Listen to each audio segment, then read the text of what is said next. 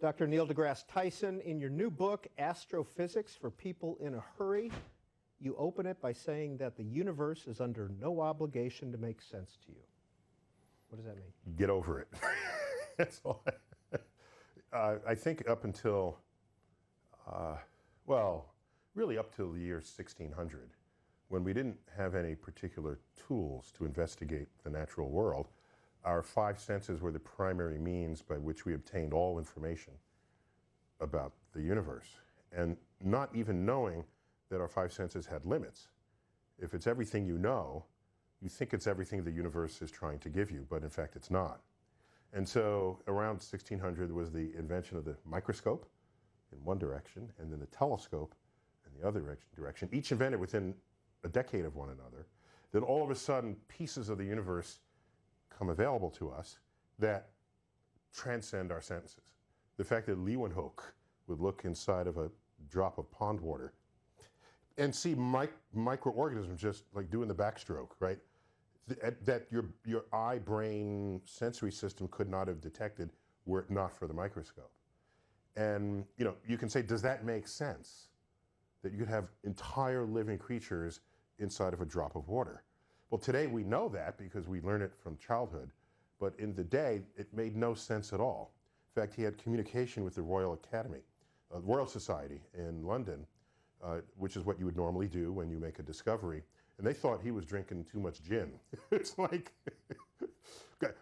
write another letter when you've recovered from this stupor, from this drunken stupor, and then we can continue our scientific conversation. So they were in denial of it until they sent someone up to verify, which is a very natural thing to happen among scientists. One eyewitness testimony about one result is not a scientific discovery. You need verification of it to confirm that it's real. And especially in modern times, the 20th century and onward, we have particle accelerators.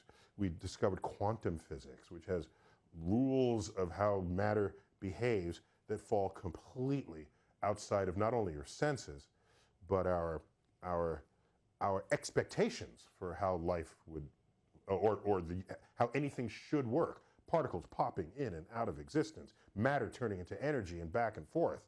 So then we discover like black holes and the expanding universe. How could everything there is be expanding at all, right? And so if you keep invoking, that doesn't make sense, you're going to miss out on a lot of what we have learned, discovered to be true about this universe. What's significant about the year 1600? Anything?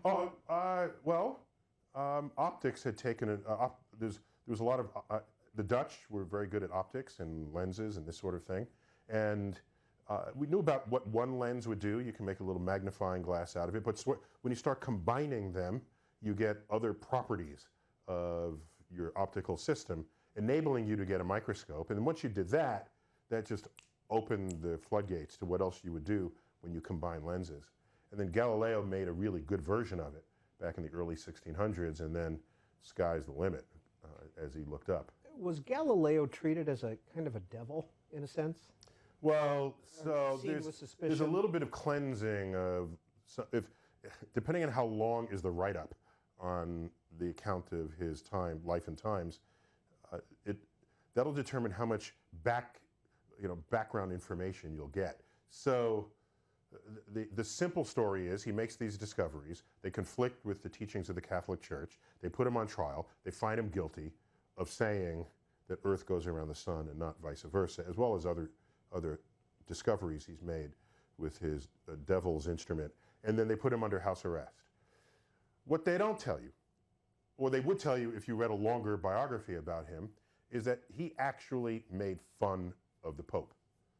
Public fun of the Pope. He wrote a book in Italian, not in Latin, which is the academic language of the day, in Italian, which means the local people can read it. And in it, he invents a conversation between a simpleton and someone who is wise of the ways of the universe. And if you track the statements of the simpleton, they're all statements that have come by official decree from the Catholic Church. So he's really a pompous a-hole, basically. Can I say that? Yeah, we're on camera. This is C-SPAN, can I do that?